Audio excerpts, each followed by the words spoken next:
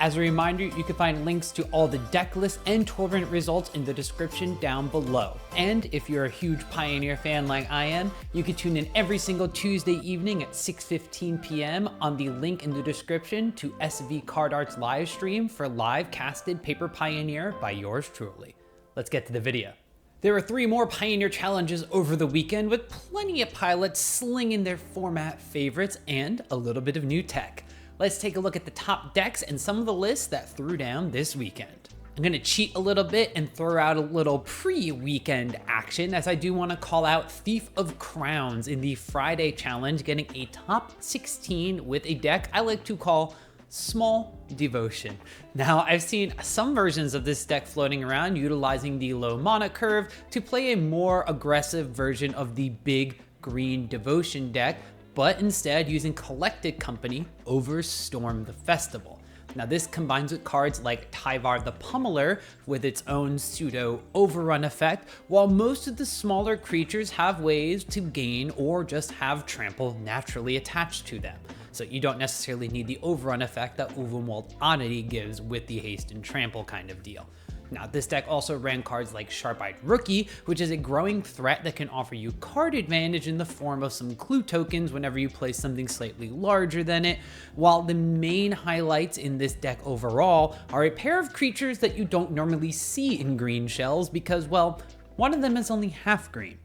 That's right. Abhorrent Oculus and Fiend Artisan are 2 additions to this deck. And yeah, this is another deck looking to cheat Oculus into play without having to pay the graveyard tax if at all possible. Meaning that with a pair of elves, you can Coco into this flying threat as soon as turn 3, and with Tyvar the Pummeler on the battlefield, you can give anything +5/+5 on your battlefield, because, well, the Oculus is probably going to be your largest threat on the battlefield at basically any given point in time of the game.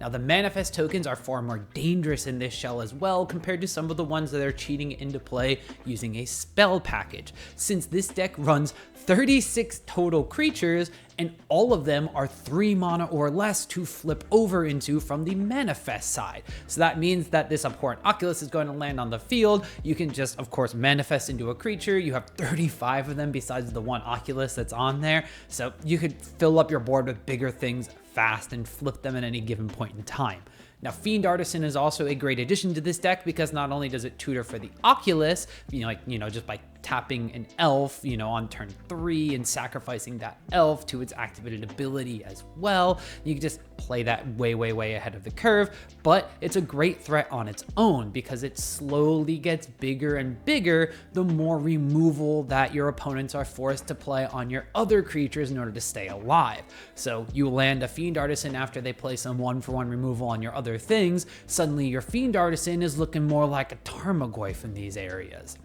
Now, if all those creatures and abilities sound extremely taxing to your mana, don't forget that this deck is a Devotion shell, and it still has Nykthos in it. Now, even though it does play Oculus, which is a straight up blue card and does not count towards your green pip Devotion, the deck still has 58 green Devotion pips in the main deck that you can use to turn over a Polukranos, transform a Werewolf Pack Leader, or one of the best things to do, activate Tyvar the Pummeler multiple times in a single turn. All right, let's get on to the weekend of challenges, where on Saturday there were 52 players that wound up throwing down, while the top 8 looked a little familiar. Now, in first place was Rakdos Prowess, while the runner-up was the Green Devotion deck that has been doing fairly well, and we actually saw at our local card art stream tournament as well. Now, third, fourth place was dominated by the Gruul versions of the Prowess deck, while the rest of the top 8 was a little bit more diverse, with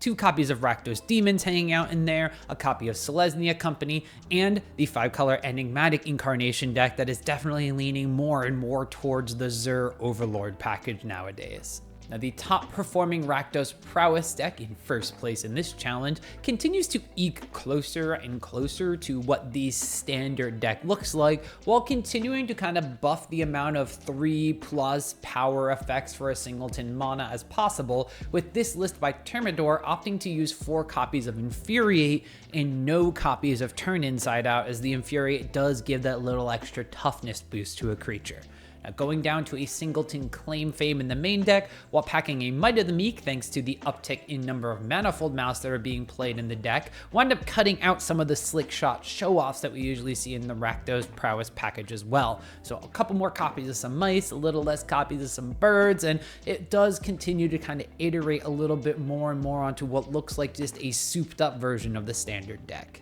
Now, Will Costa's Selesnya Company list in the top 8 looked out to try some different cards in the main deck list of Coco hits, playing a singleton copy of Voice of Resurgence, Knight of Autumn, and there is again, Tyvar the Pummeler to go along with the taxing, removing, mana ramping aspects of the main deck. Now, Voice of Resurgence specifically is a great card to land against decks trying to beat you with instant speed removal or control packages, and provides a token when eventually your board might wind up being wiped, while Tyvar plays a similar role to the Smol Devotion deck as a way to close out games quicker than this Selesnya Company deck normally can by providing an extra boost of power and toughness, even if it's only 2 or 3 maximum. Now, 3 sideboard copies of the Wandering Emperor allows the deck for a different angle of attack that we have seen decks like Azorius Spirits leverage in their more recent iterations. So the Selesnya Company deck stays true to its core, but continues to kind of iterate on what the best configuration of creatures and spells looks like, depending on what we're seeing in the Pioneer metagame.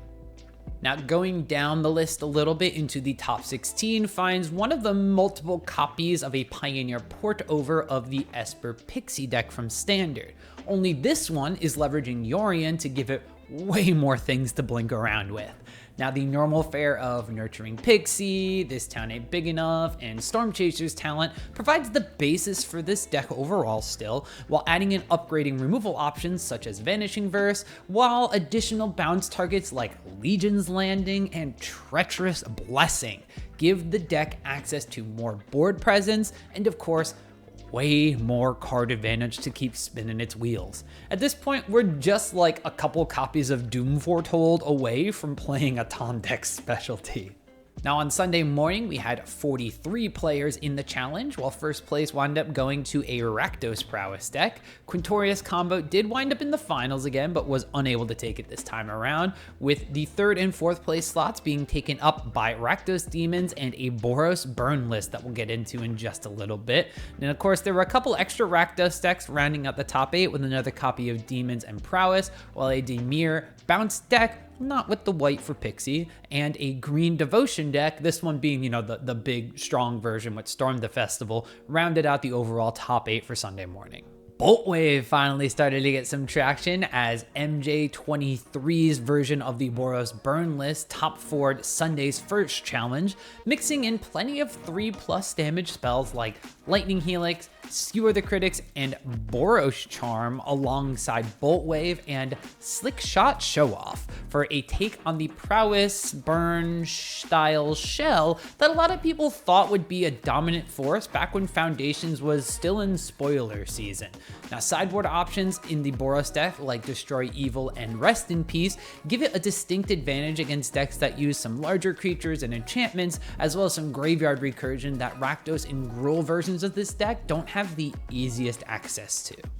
Dimir Bounce in the hands of Pilot Victor, which I'm rolling my R's for since there are 3 of them, used Yorion to give the deck a more control-esque style that would make Jerry T extremely proud. Although the deck forgoes the card Waste Not, much to my dismay, it did throw in 4 Thundertrap Trainer alongside 2 copies of Deadly Cover-Up and 2 copies of the Meat Hook Massacre. Now, the latter of which can be recurred by just bouncing it over and over again and providing you with a constant board wipe for your opponent's stuff. 4 copies of Narset Parter Avails dampen the opponent's engines while buffing our own ability to find the right pieces to our bounce house to close out games at the right time. 2 Chrome Host Seed Shark in our sideboard also provide an excellent sort of Pyromancer-esque pivot in our post-board games to flood the board with tokens that won't die to our own removal package because they come attached to an artifact we have to flip.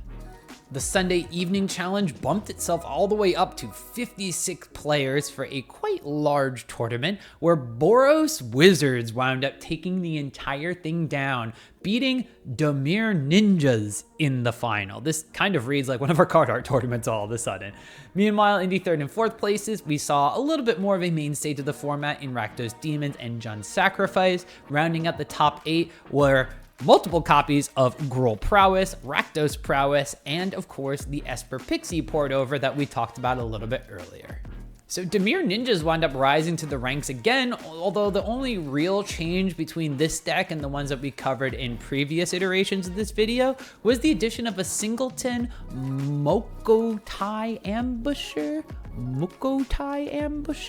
I should have looked that up before I actually started recording this, but I'm leaving this in. But there was one of those in the sideboard to give the deck a little bit of an extra lifelink angle for just ninjutsu of 1 and 1 black. Meanwhile, my personal favorite card, Waste Not, continues to see play in a Dimir Bounce shell as pilot Noobrala. That's a mouthful there to say.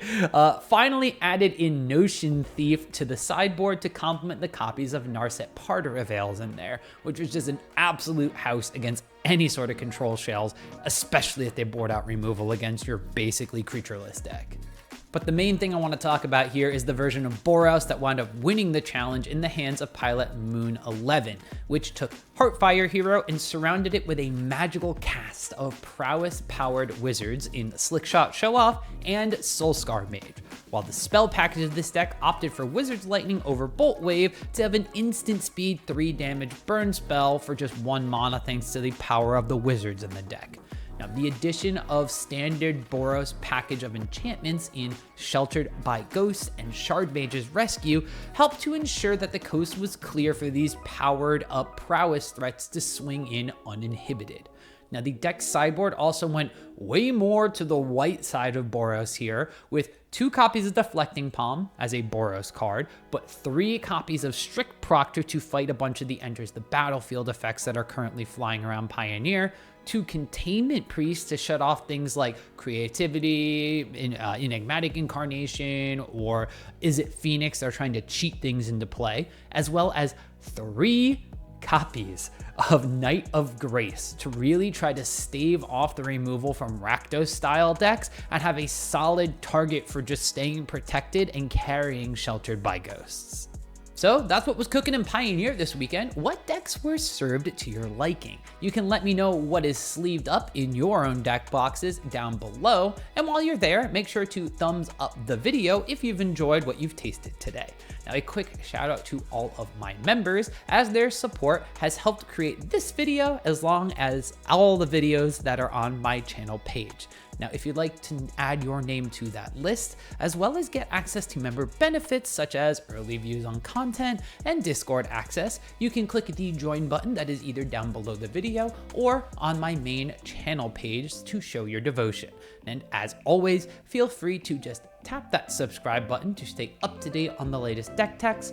metagame analysis, and just general Magic content from me. See you Tuesdays for the live Pioneer streams.